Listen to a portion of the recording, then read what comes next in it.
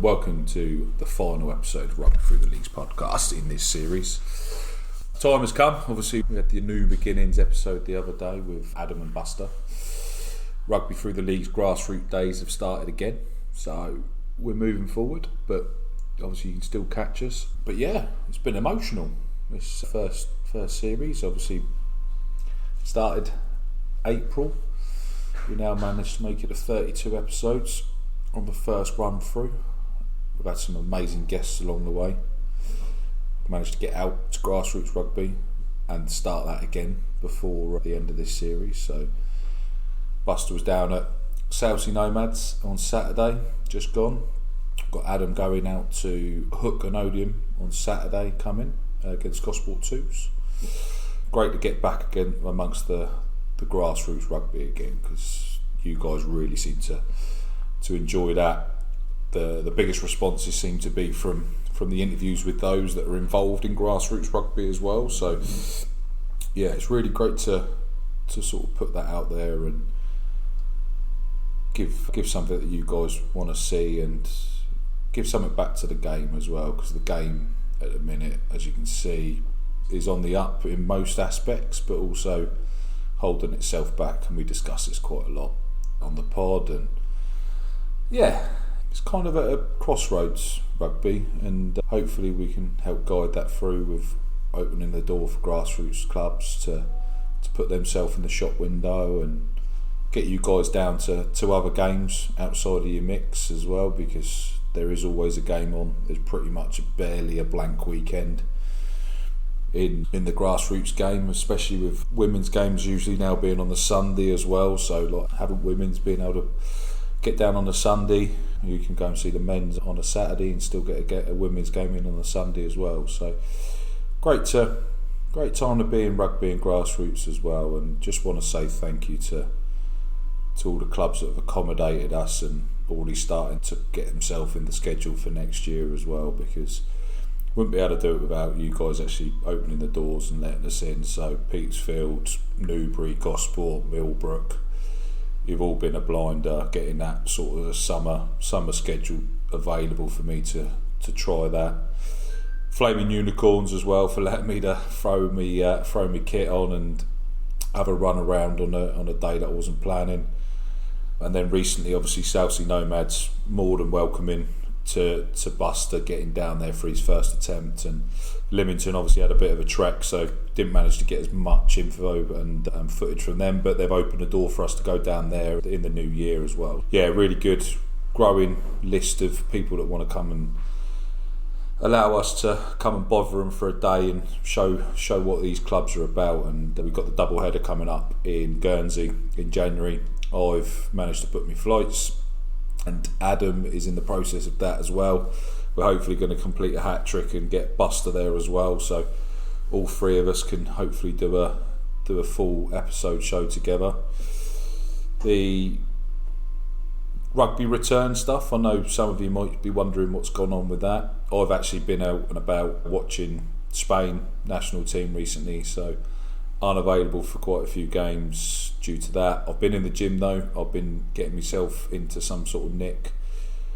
The Denia team's not gone too great at the minute. They lost at the weekend 83-0 to Accra, who are basically a semi-professional side. So cricket score, but there's also a reason to a certain degree behind it. But a bit of a rebuild going on as well, and yeah, it's going to be a hard season now. I was expecting a little bit different after what I was told in the lead up, but I'm here, I'm playing, and I want to carry on and help try and change the dynamic of what's going on at the minute. And little by little, still playing, still out there, still got my boots on, and yeah, looking and enjoying it as well. Getting down there on a Tuesday, Thursday is completely different to not being able to do it. Obviously coaching as well. The Aguilas are flying. We're with 3 wins from 3. Schedules had to be rejiggled because obviously everything that happened in Valencia, but we've got another game this Sunday coming up and a game Saturday. So we've got 6 games in the first league. We're 3 from 3. 48-19 or 26 at the weekend. I wasn't obviously there because I was invited to live for the Spain-Fiji game. So lads are flying. Little bits that we need to keep working on. Availability is always difficult over here. The availability seems to be a common challenge for most clubs in Spain, which is no different to England as well. So yeah, it's all fun and games, and the Aguilas are flying. So we're happy with that. Just wanted to really run through this sort of episode and say it's been a blast. We've had some great guests on all the way back to episode 1 where we had Polly on. Hopefully got Polly coming back on a couple of other episodes in the future as well, because great rugby bloke and just another one that loves the game and loves trying to grow the sport. Liam Perkins obviously at Petersfield, Matt McLean at Petersfield done an absolute solid, coming on really early on the pod as well. Great guests and great content. Obviously Will Knight, Coach Oz and Sean Sheps coming on. Great figures again from everyone that wanted to jump on. We had Keanu from the India setup as well, was another amazing one. Managing to get an England captain on pretty early doors as well, Michelle. So Russell Earnshaw, Warren Abrahams, Tom Martin from New Zealand, the All Black Sevens. Obviously Dan Richmond coming on from his many exploits and being on the thing. Joe Batley, who recently missed out on England A due to breaking his leg. It's been a blast. There's so many, obviously it's pretty much 32 episodes now, and the list goes on, and there's bits that jump out, and there's bits that I could probably done better, and that's what I want this little break to do, and go away and figure out how we can move forward. We had a few issues with technicals and not being here and going away and having to record episodes twice or 3 times, like with Dara Coyle. I had to redo that episode, and it's been a journey, and this first series has been a blast. I've loved it. Really want to be able to sort of put the right bits in place for the next time round, and obviously with Buster and Adam available as well, I think having the dynamic of 2 or 3 of us, or however we decide to do it when we interview some big guests coming up as well. Hopefully more out and about as well. Going to try and actually get out rather than just sitting in front of here and interviewing people. I think some of the episodes we can manage to get out in the field. So yeah, it's going to be a really exciting one coming up, and some really great guests. I know I keep banging on about them. Got an England manager or ex-England manager coming on. Current players that some other really obscure ones that you guys probably wonder why, but there's a bigger story behind it as well. Some ones that are going to be hopefully blockbuster for a few people. So yeah, I can't wait to get them in and get them recorded up. We're in the process of getting the website done, so the website's going to be going up. Logo's being redone. Obviously there wasn't much uptake on how we planned on doing it, so we're going to take that back to the drawing board. So logo's going to be redone. We're going to open up a stash website as well, so you guys can start getting some Rugby Through the Leagues podcast stash to start representing to all those people that don't know who we are. Going to look at doing a Patreon or something like that, so you guys can come on as live audience or guests, etc. So yeah, there's a big few plans coming on. Buster and Adam obviously going to keep going strong with the grassroots rugby stuff as a separate part of the content. Hopefully look to add a couple more towards the close season.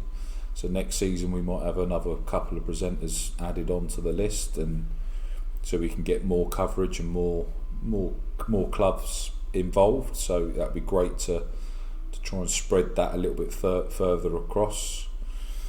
We just want to know what you guys want as well. I think you really enjoying the grassroots rugby, but if there's other bits that you think that we could potentially add value to the game, the door's open. Just message us. I'll get quite a few messages of support and messages for bits. People want to come on board and jump on the pod, and it's really appreciated. The list is massive. I've got a massive list to sort of sit back and re-put together of how we want to move forward and who we want to get on, and people that want to come on is brilliant. And now that we've got other aspects of it, I think we can focus on other certain certain people coming on certain strands of the pod as well. So rather than coming on just filling up episodes, we can sort of actually allow them to shine a spotlight on exactly what they want to do. So yeah, it's going to be an exciting few months getting everything set, ready for the relaunch in Feb. We're going to have the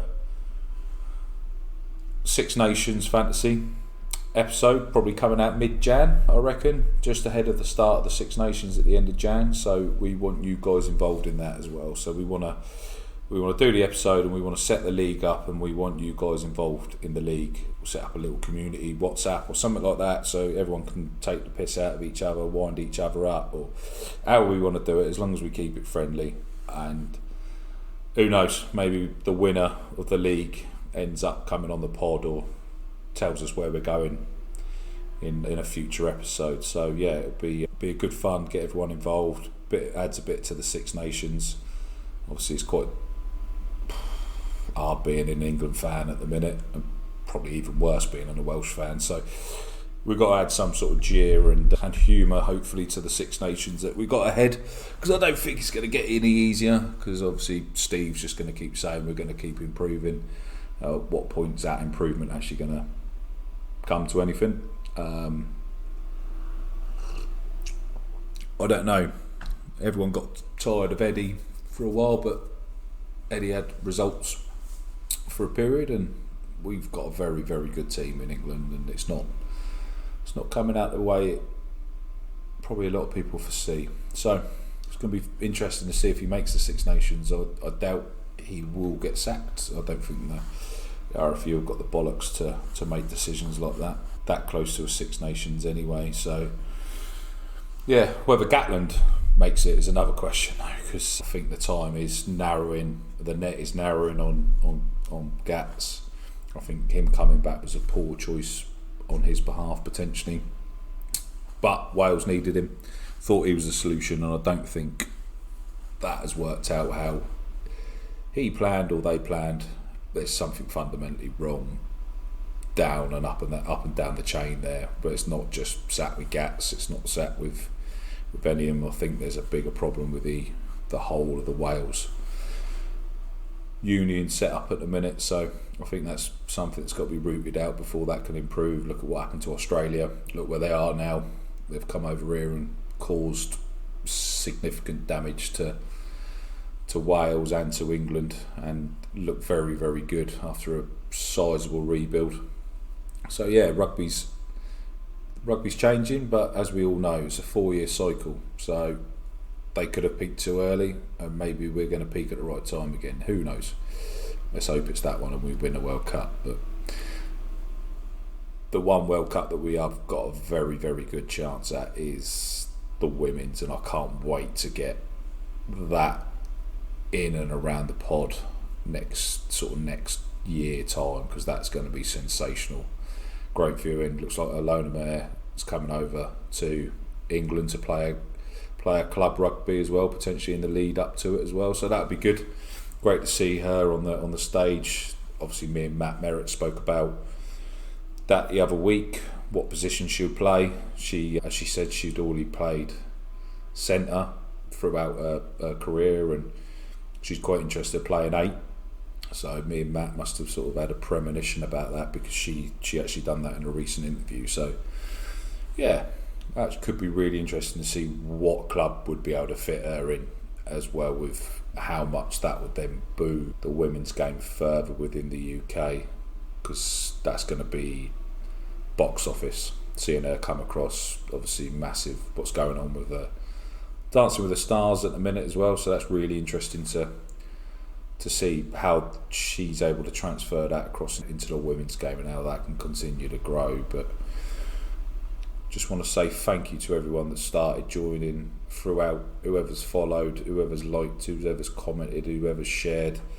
Everything you guys have done has made this so much easier to keep going, and to obviously put the plans in place for the next lot round. And really appreciate everyone that watches or listens or tells other people about it, and all these grassroots clubs that opening the doors to us to carry on growing the game for them and for us as a pod as well. Really, really appreciative.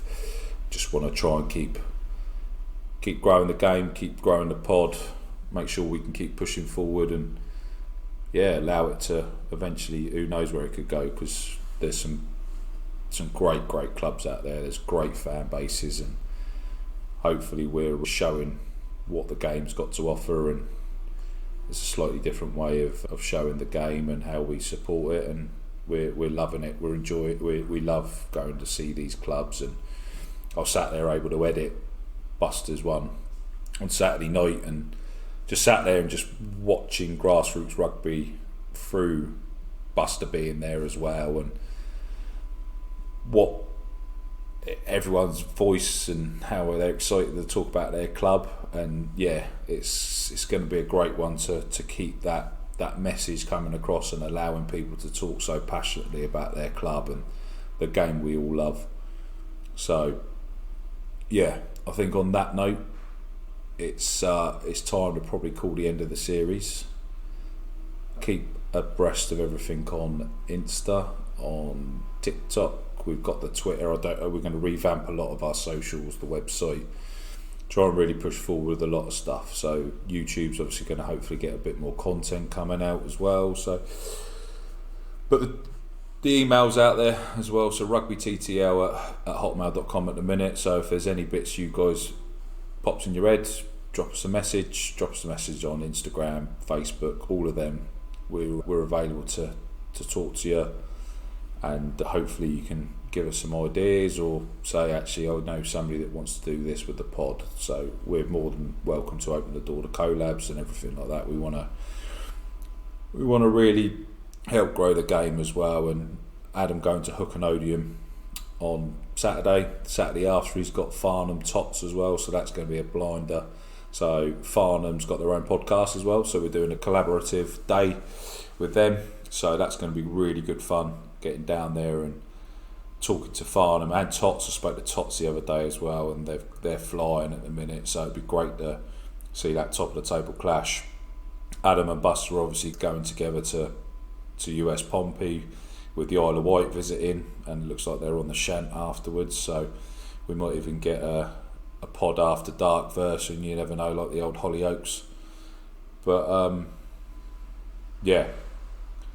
can't wait to get the pod growing further and getting that game out there. So for everyone that's joined, everyone that follows, everyone that subscribes, keep following, keep supporting, keep sharing, and thank you, and goodbye.